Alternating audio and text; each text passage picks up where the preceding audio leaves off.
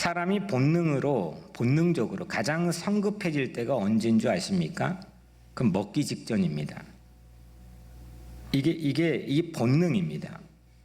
세븐이라는 영화에서도 우리에게 그거를 메시지로 전달했지만 사람이 가장 성급해지는 순간이 바로 먹기 직전입니다. 이게 제어가 잘 안 됩니다. 1분도 참기가 쉽지 않아지는 때입니다. 그래서 20분, 30분 그렇게 식사를 하는 것도 대부분 그냥 허겁지겁입니다. 식사가 만들어져 내 앞에 올 수 있게 된 과정, 그리고 그 내용, 이게 깊은 행복을 우리가 누릴 기회를 상실합니다. 이런 의미에서 여러분들에게 도전합니다. 오늘 말씀 안에서 식사 기도를 여러분들 시작하면 좋겠습니다. 물론 식사 기도하는 분들이 많겠지만 사실 면밀히 관찰해 보면 크리스찬인데, 나 예수님 믿는데 식사 기도 안 하는 사람들도 적지 않다는 거를 감히 말씀드립니다.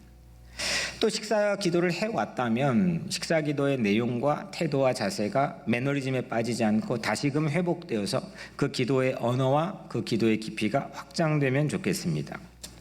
내 숟가락 아래 한 끼 양식이 올 때까지 수고한 모든 이들을 향해서 감사하고, 또 이 양식도 먹지 못하고 대하지 못하는 가난한 이들을 위해 기도해주고, 무엇보다도 내게 생명의 빵이 되어주신 예수님께 감사를 담은 식사 기도를 여러분들께 도전합니다. 그렇게 한번 시작해보면 좋겠습니다. 가장 좋은 방법일지는 모르겠지만 그래도 좋은 방법으로 강추하는 것은 주기도를 영어든지 한국어든지 저는 25초이지만 넉넉 잡고 1분 내외에 식기도로 드리는 것 강추합니다. 왜냐하면 이거 예수님 직접 우리에게 가르쳐 주신 기도문입니다. 가장 정확할 뿐만 아니라 이보다 더 이게 신속하고 또 이보다 더 정확하고 바른 기도문을 우리가 하기는 쉽지 않기 때문입니다. 어떤 거여도 좋지만 그렇게 강추합니다.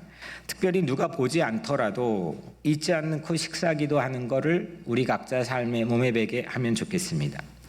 타성적인 신앙, 매너리즘에 빠져있는 신앙, 이건 그 무엇보다도 횟수가 반복적으로 나에게 많이 오는 거기 때문에 그만큼 매너리즘에 빠지기가 쉬운 함정인 식탁, 그 안에서 재회의 감격을 회복할 수 있는 기회가 식사 기도 안에 담겨 있기 때문입니다.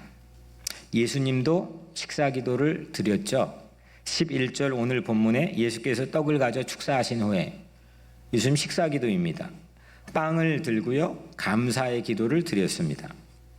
그 빵은 사실 그 빵을 먹어야 될 지금 입 벌리고 모여있는 사람들에 비해 현격하게 말도 되지 않게 적었습니다.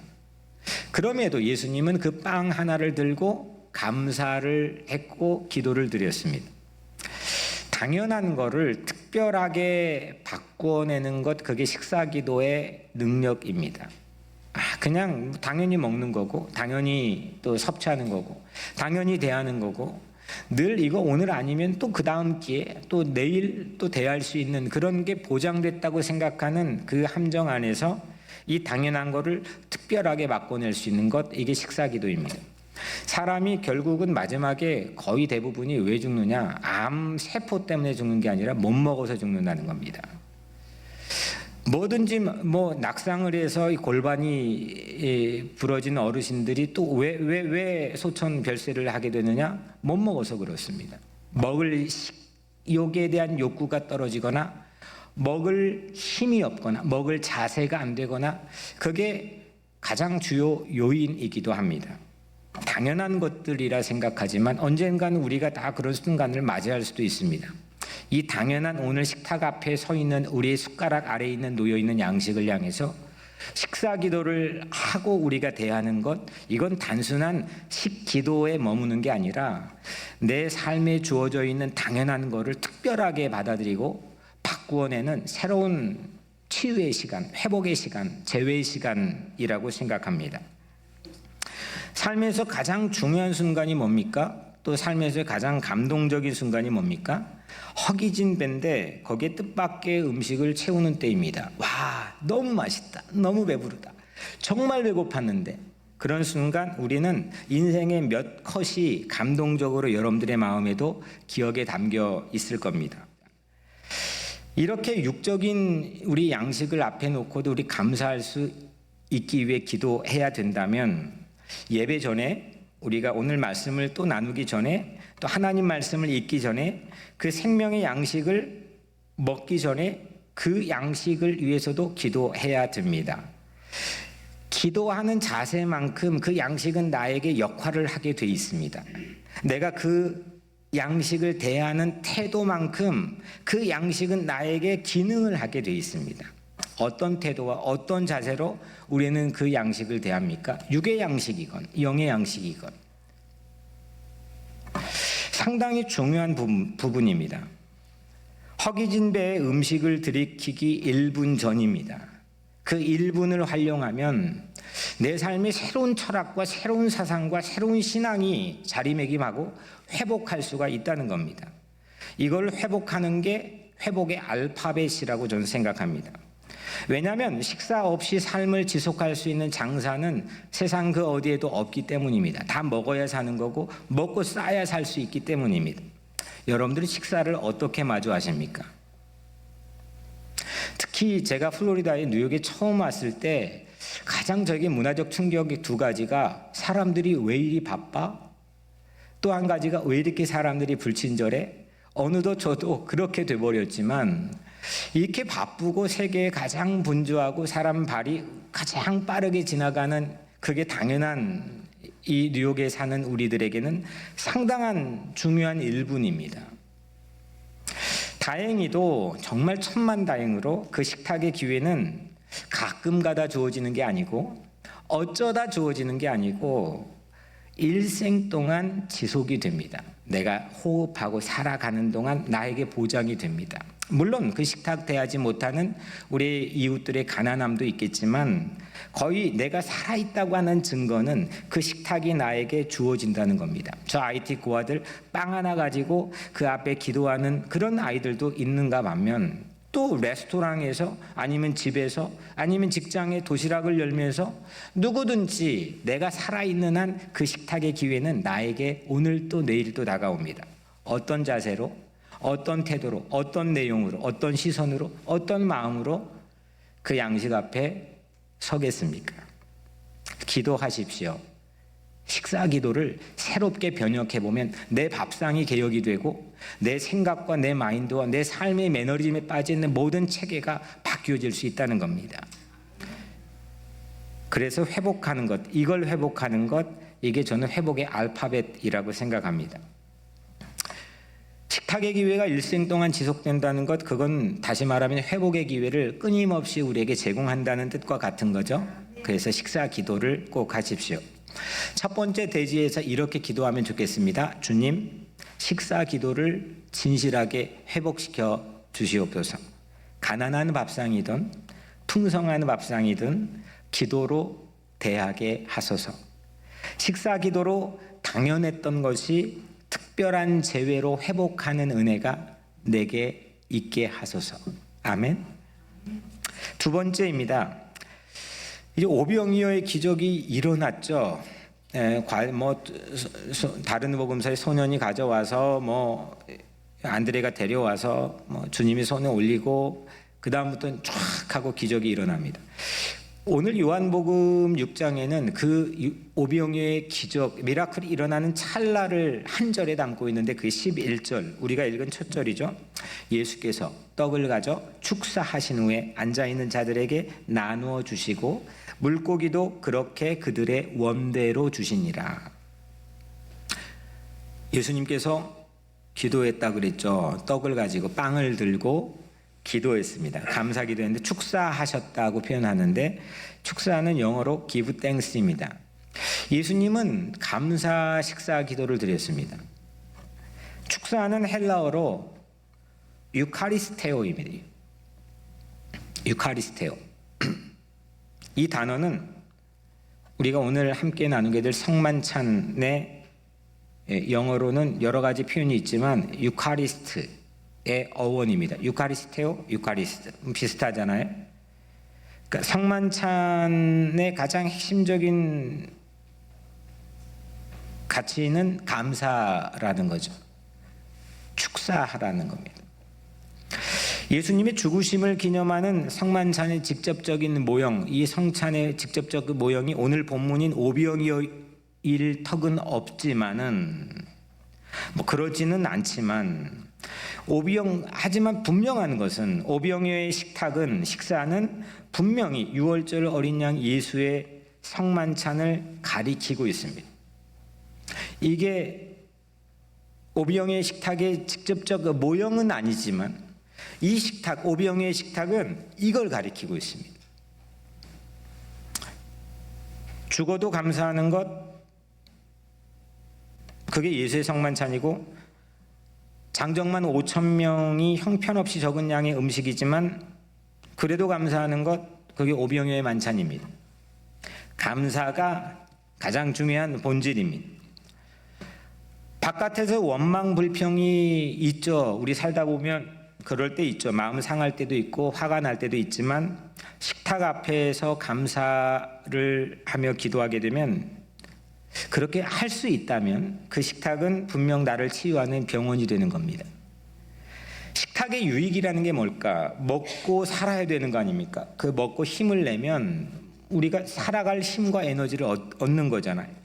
근데 식탁의 유익은 단순히 거기만 그치는 게 기독교 영성은 아닙니다. 식탁의 유익은 상한 감정을 감사로 바꾸는 데 있습니다. 작아진 나를 감사로 일으켜 세우는 데 식탁의 유익이 있다는 겁니다.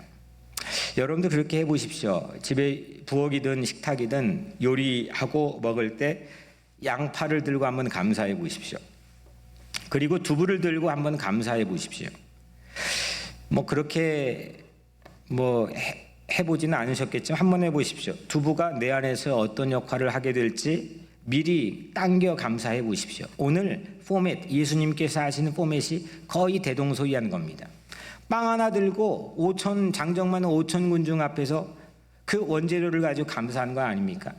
그게 사람들에게 나누어질 때 어떤 일이 벌어지게 되고, 그 사람들이 현장의 목격자가 되어서 요한이라고 하는, 마태라고 하는 사람의 그 증언에 의해서 오늘 우리의 기록에 남겨지게 되어 어떤 역할을 하게 되는지 우리는 알지 않습니까?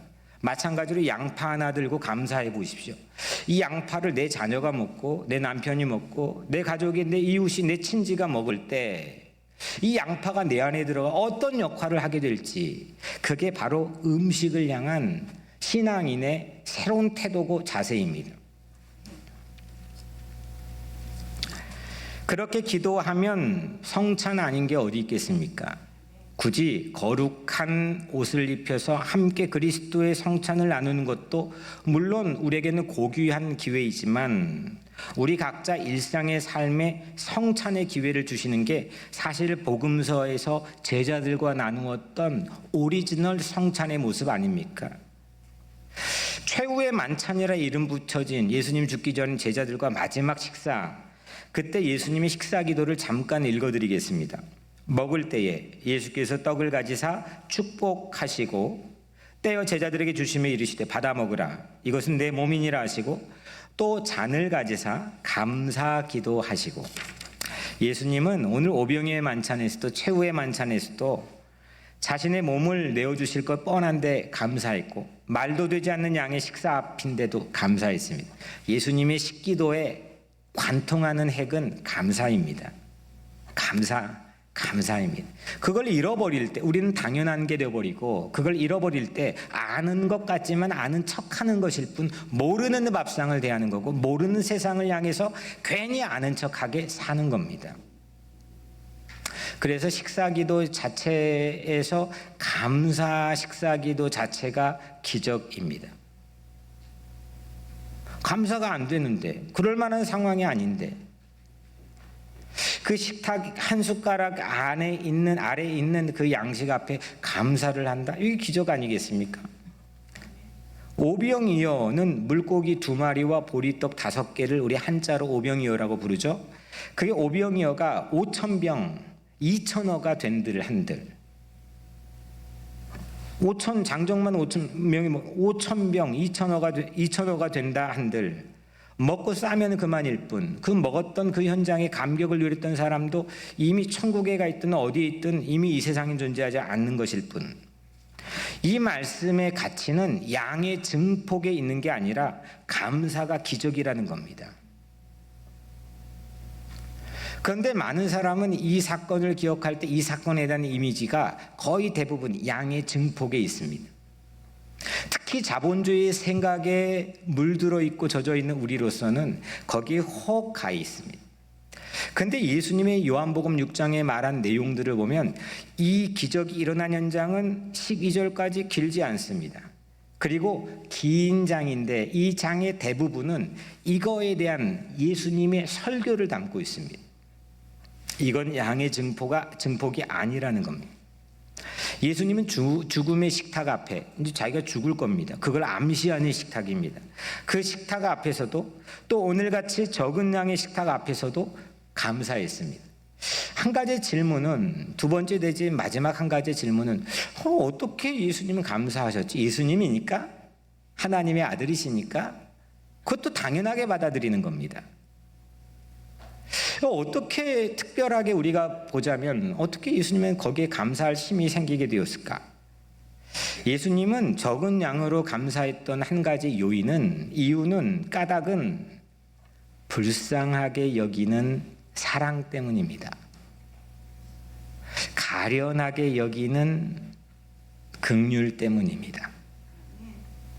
오늘 이 동일한 사건의 마태복음 버전을 보면 마태복음 14장 14절 이 사건 초입에 이렇게 기록되어 있는데 큰 무리를 보시고 불쌍히 여기사, 이전 성경에는 민망히 여기사, 예수님이 말씀을 전하시고 저녁까지 해질까지 그들이 먹지 못하고 있는 모습 자체를 육적이건 영적이건 불쌍히 여겼다는 겁니다. 가련하게 여겼다는 겁니다.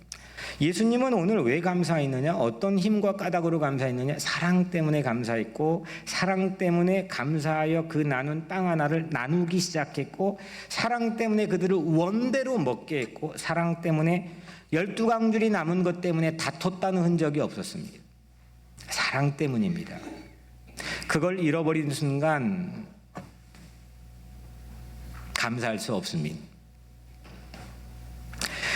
일용할 양식으로 나도 먹고 너도 먹고, 하루의 데일리 브레드입니다. 하루만큼, 만나와 메추라기 하루만큼, 먹을 만큼 나도 먹고, 그 남은 거 있으면 놓아두면 썩습니다. 똥됩니다. 너도 먹고 나누고, 그래서 평등한 식탁으로 모두가 행복해질 수 있는 비전을 품으면 좋겠습니다. 이 주기도문에 있는 데일리 브레드, 일용할 양식이라는 이 문구 하나가 우리 다음 세대 누군가의 가슴에 들어가면 그건 위대한 정책가나 위대한 비전이, 위대한 인생을 살아갈 수 있습니다. 뭐 어떤 남들이 다 가니까 거기 가면 되고, 가서 수업 듣고 커리큘럼 따라서 내가 학점 이수하고 졸업하고 취직하고, 물론 그래도 뭐 좋은 삶 살 수 있겠지만 내 삶을 끌어가는 수레가 뭐냐, 내 삶을 인도하는 좌축이 뭐냐, 일용할 양식이 혹시 된다고 한다면 예수님이 가르쳐주신 그 기도의 문구, 성서를 관통하는 일용할 양식에 대한 그 분배와 성장에 대한 놀라운 흥분되는 그런 경험이 혹 우리 자녀들이나 여러분들의 삶 가운데 있다면 위대한 생각들이 나오게 됩니다. 위대한 행동들이 나오게 됩니다. 저는 그 비전을 우리 다음 세대뿐만 아니라 여러분들의 가정과 또 여러분들의 삶과 여러분들의 직장을 향해 축복하고 싶습니다.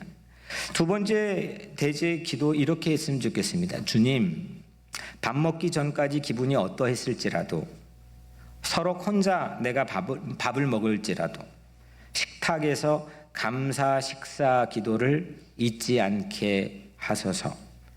나를 사랑하는 은혜를 받는 식탁을 내 삶의 거룩한 지성소로 삼게 하소서. 마지막 세 번째입니다. 오늘 만찬은 이게 엄청난 단체 식사죠. 오늘 신약에서 가장 제가 파악하기엔 큰 만찬, 단체 식사가 오늘 본문이지 않을까 싶습니다. 장정만 5천 명이니까 어린이, 노약자, 여성 다 합하면 무조건 최소 10,000명은 넘는다고 보면 틀림이 없을 것 같습니다.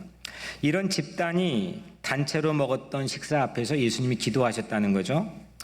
구약에는 이거와 비교되지 않을 만큼 더 큰 단체 식사가 있었죠. 그게 유월절 식사입니다. 출애굽 먹던 날 식사한 거를 유월절 식사라고 부릅니다. 그러니까 해방되는 날 이제 나오면서 먹었던 그 식사가 유월절 식사입니다. 그때 모습을 말씀 안에 그대로 길어올려 나누면 이렇습니다. 그 밤에 그 고기를 불에 구워 무교병과 쓴나물과 아울러 먹되 날 것으로나 물에 삶아 먹지 말고 머리와 다리와 내장을 다 불에 구워 먹고 아침까지 남겨두지 말며 아침까지 남은 것은 곧 불사르라. 너희는 그것을 이렇게 먹을지니 허리에 띠를 띠고 발에 신을 신고 손에 지팡이를 잡고 급히 먹으라. 이것이 여호와의 유월절이니라. 오병이어는 장정만 몇 명이었죠? 5,000명이었죠. 유월절 식사는 장정만 몇 명으로 기록되어 있습니까? 장정만 60만 1,000 몇 명인데 이거 대충 셈법을 해보면 120배가 더 큰 단체 식사입니다. 유월절 식사는 오늘 오병이어의 이 엄청난 단체 식사보다 한 120배가 큰 단체 식사입니다. 하나님은 그렇게 먹이셨습니다. 근데 오병이어의 기적의 식탁을 이야기하는데 오늘 저자인 요한이 우리에게 준 실마리가 읽지는 않았지만 같은 장 6장 4절에 담겨 있습니다. 마침 유대인의 명절인 유월절이 가까운지라. 그냥 써놓은 게 아니라 오늘 오병이어를 이해하는 데 결정적 실마리입니다. 다시 읽어드리면 마침 유대인의 명절인 유월절이 가까운지라. 그러니까 오병이어의 만찬은, 이 기적은 유월절을 코앞에 두고 일어난 식탁이라는 겁니다. 특별한 의미가 있다는 거죠. 예수님이 언제 돌아가셨죠? 십자가 못 박혀서 유월절을 코앞에 두고 돌아가셨습니다. 그리고 장례 절차가 유월절을 어떻게 비껴갈까 그 죽였던 사형 집행관들은 망설였던 흔적이 성서에 담겨 있습니다. 다시 말하면 유월절 식사라고 하는 것은 430년 동안 노예살이했던 그게 일상이었던, 그게 당연한 것이었던 그걸 틀을 꽉 깨버리고 불현듯 갑자기 마침내 해방이 오는 그 순간 먹었던, 다시 말하면 구원 받았다는 감격적인 식탁이 유월절 식탁입니다. 그리고 그 맥을 같이 해서 예수님께서는 십자가에 자기 몸을 바치면서 버리면서 죽으시면서 우리를 구원하신 걸 기념하는 식사가 유월절 식사, 또 우리 주의 만찬인 성찬입니다. 그래서 3,400년이나 무려 지난 오늘 또 전 세계 유대인은 이 식탁을 지킵니다. 이게 그들의 힘입니다. 가장 큰 명절에 그치는 게 아니라 그들의 사상, 사고, 방향, 역사 모든 걸 결정합니다. 유월절 목전의 오병이의 식사도 구원의 식탁이라고 말씀드렸습니다. 오늘 이 사건에 대한 예수님의 설교 같은 장의 35절에 예수님이 이렇게 말씀합니다. 나는 생명의 떡이니. 나는 생명의 밥이라는 겁니다. 내가 밥이라는 겁니다. 그것도 생명의 밥이라는 겁니다. 48절에 내가 곧 생명의 떡이니라. 또 그 뒤에도 나는 하늘에서 내려온 산떡, 리빙 브레드다. 계속해서 그 사건 자체의 양의 증폭을 얘기한 적이 없으시고, 그 사건의 핵심인 유월절 식사, 내가 곧 너희를 살리는 밥이 되고 빵이 되고 식사가 됐다는 겁니다. 6장은 오병이의 기적 자체보다 오병이의 기적이 가리키는 예수님의 설교가 훨씬 더 많은 분량을 차지하고 있습니다.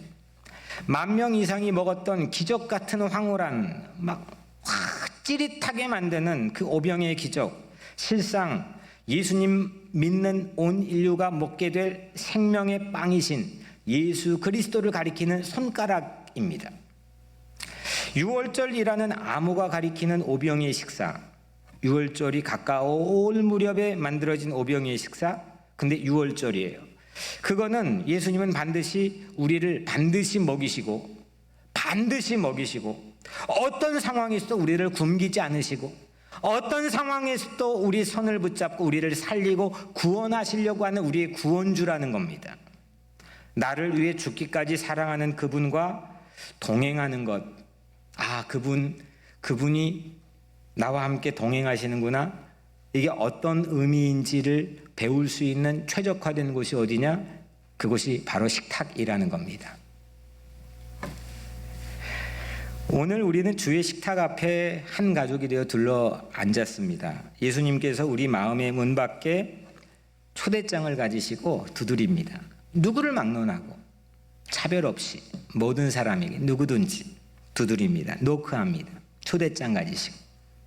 근데 문을 여는 것은 누구예요? 나입니다. 내가 문을 열어야 됩니다. 그러면 예수님이 내게 들어와서 먹는다 했습니다. 동행과 임재를 배우는 지성소, 그 지성소가 우리의 식탁이 되기를 바랍니다. 사랑하는 여러분, 식사 기도를 드려봅시다. 드리고 있다면 좀 재정비해보고 판을 바꿔봅시다.